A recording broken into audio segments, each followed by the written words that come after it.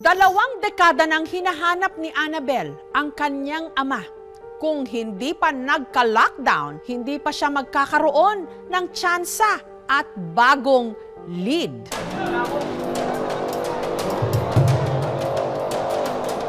Nagngingit-ngit si Annabel dahil katulad ng marami nating mga kababayan, wala rin ang kanyang pangalan sa listahan ng mga makatatanggap ng ayuda mula sa gobyerno. Magdadalawang buwan pa man din siyang walang kita sa pagtatrabaho niya sa isang salon. Sabi nila doon, sa next batch, baka nandun na yung pangalan mo. Balik ka na lang bukas. Hanggang nitong May 8, nanlaki ang mga mata niya sa inilabas na bagong listahan ng mga bibigyan ng ayuda. Hindi ko po ma-expect na yung nakita ko doon is pangalan niya. Carlos Macrohon. Kinabahan ako noon. Ang tinutukoy ni Annabel ang pangalan ng kanyang tatay na higit 2 dekada na niyang hindi nakikita. Tubong Zamboanga City si Annabel. Nung 6 years old ako, nalala ko na iniwan kami ng papa ko dahil sa family problem sa mama ko. Kahiwalay sila. Kaya naiwan si Annabel at ang 2 pa niyang mga kapatid sa kanilang lola. Mahirap po talaga kasi lumaki po kayo na walang tatay. Pag nakita mo yung pamilya na buo, sana may tatay ako sa tabi ko. Every time na nakikita ko may mga kalaro ko, nandun yung tatay nila, inaalagaan sila. Hindi ko po kasi naranasan yun eh. Na namamasyal. Sumama po yung loob kasi iniwan lang nila kami para mga tuta. Hanggang nabalitaan na lang nila na ang kanilang ama nagtrabaho sa Saudi. Wala na talaga pag-asa na makita siya. Hindi ko na talaga siyang ina-attempt na hanapin siya ulit. Ilang beses na po kasi ako nabigo eh. Masakit, nakakapagod, mahirap pong na umasa. Sinubukan din daw niyang hanapin ito sa Facebook pero bigo siya. Nagagalit ako sa kanya, sabi ko hindi ko na talaga siya makikita. Hindi ko pwede na palampasin yung ginawa niya. Hindi ko siya mapapatawad sa ginawa niya sa amin. Kalaunan, nakapag-asawa si Annabel ng tiga Zamboanga rin. Nagkaroon sila ng mga anak pero katulad ng nangyari sa kanilang mga magulang, nagkahiwalay din sila. Kasalukuyang naninirahan ngayon si Annabel sa Novaliches sa Quezon City kasama ang bago niyang asawa. Katulad ng marami nating mga kababayan ngayon, sa ayuda lang din umaasa si Annabel, lalo pat kailangan niya ng pera, pampagamot sa kanyang stage 3B na breast cancer. Mahirap po kasi hindi ko po expect sa sarili ko na magkakasakit po ako ng ganito. Nagkaroon na po kasi siya ng sugat. Yung time na po na nag-decide po talaga ako na magpa-check up na kasi parang hindi na po siyang maganda. Ang hindi niya lubos inakala habang hinahanap niya ang kanyang pangalan sa listahan. Nakita rin niya ang pangalan ng kanyang ama. Si Carlos Macrohon Agustin. Sabi ng kaibigan ko, baka naman kapangalan lang niya. Agad humingi ng tulong sa barangay si Annabel. Sir, baka pwede mo akong tulungan. Hanapin ko itong tao na to kasi nga po, hinahanap ko po itong tao na to for 23 years. Tatay ko po siya. Baka pwede ho na makahingi ng number or address man lang niya. Sure ka ba na tatay mo yan? Sabi ko, opo. Binigyan niya po sa akin yung phone number at saka po yung address. Sabi ko, dahil nasa listahan siya, panigurado nandun po siya sa pila. That time, nagre-release na nga po ng financial assistance. Puntahan mo na rin. Yung time na dinadial ko siya, nasa isip ko siya kaya to. Sana nga po na magkita kami. Kaso nga lang po, nung tinatawagan ko po is hindi niya po sinasagot.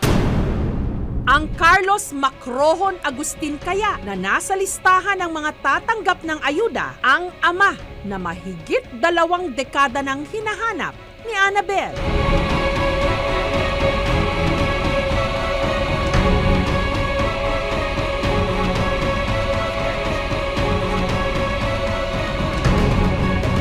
Sabi niya, ako raw ang tatay niya. Sigurado ka ba ako ang tatay mo?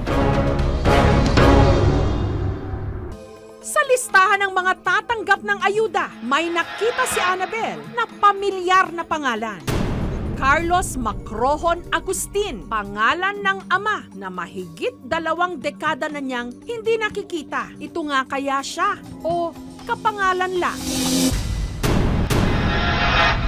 ang Carlos Macrohon Agustin na nakalista sa SAP distribution list. Ilang kilometro lang pala ang layo ng bahay kina Annabel.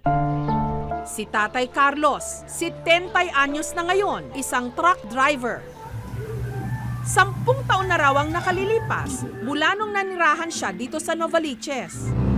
Tubong Mindanao rin daw siya, nag-abroad para magtrabahong driver at aminado na meron siya noong naiwang pamilya sa Pilipinas.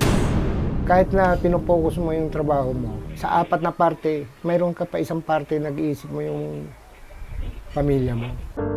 Kwento niya, nung umuwi daw siya sa Pilipinas taong 2009, hindi na siya nakabalik pa ng Zamboanga at sa loob ng 10 taon, mag-isa lang siyang namuhay dito sa Novaliches. Batid ni Tatay Carlos na malaki ang pagkukulang niya sa mga naiwan niyang anak, lalo na sa anak niyang babae na si Annabel. Pero kung papayagan daw sana ng tadhana, umaasa siyang muli pa silang magkikita. Hindi ko talaga na kinoconcentrate talaga yung pamilya ko. Masisira yung ulo ko eh.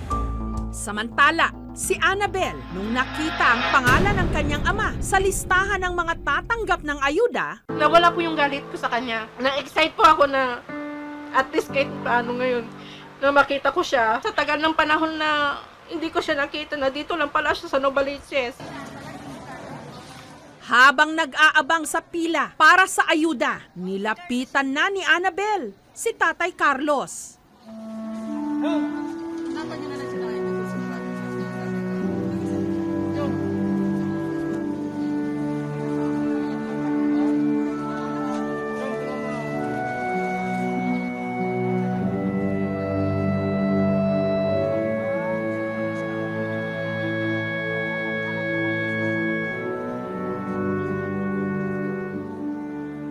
Nakita ko sa kanya kasi yung kahawig siya doon sa kapatid kong panganay.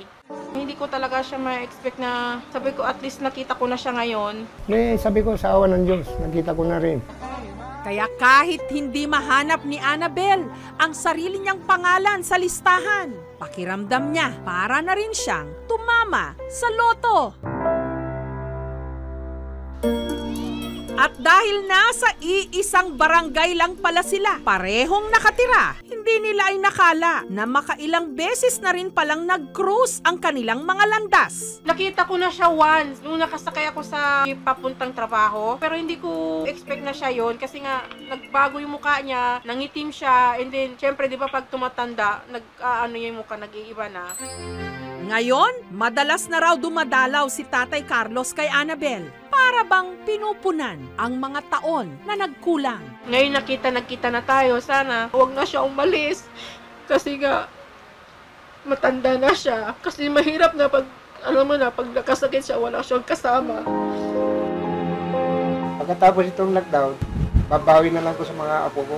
Pasensya na kayo, mahal na mahal ko kayo. Magkita na lang tayo ulit dyan. At nito lang Miyerkules, nakausap na rin ni Tatay Carlos ang isa pa niyang anak sa pamagitan ng video call. Ako po si Jocelyn. Gumanda ka yata. Umuwi na po kayo.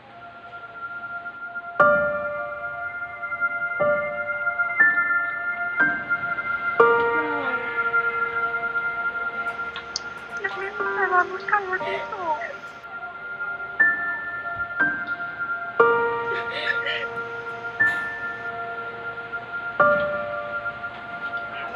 Bigyan mo ng tubig sa pang-tope. Okay lang po yun sa akin. Basta masaya lang po ako na kasi matagal na namin siyang hinahanap. Kasi huwag mo pa iyakin ako eh. Hindi naman ako umiiyak, Tay. Namimiss lang kita.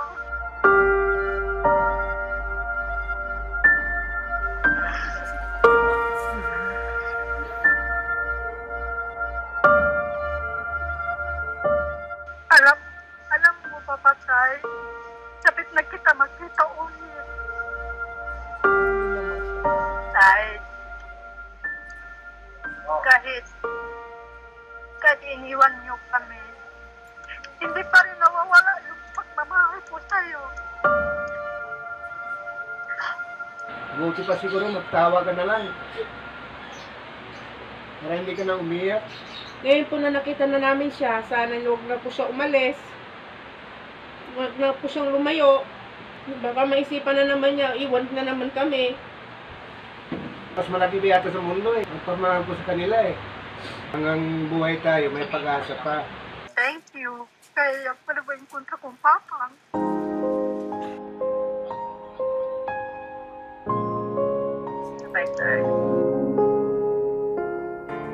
Hindi man nakakuha si Annabel ng ayuda mula sa gobyerno. Ang nakuha naman niya, higit pa sa pera. Ang tatapos sa mahigit 2 dekada niyang pangungulila sa kanyang ama. Thank you for watching, mga kapuso. Kung nagustuhan niyo po ang videong ito, subscribe na sa GMA Public Affairs YouTube channel. And don't forget to hit the bell button for our latest updates.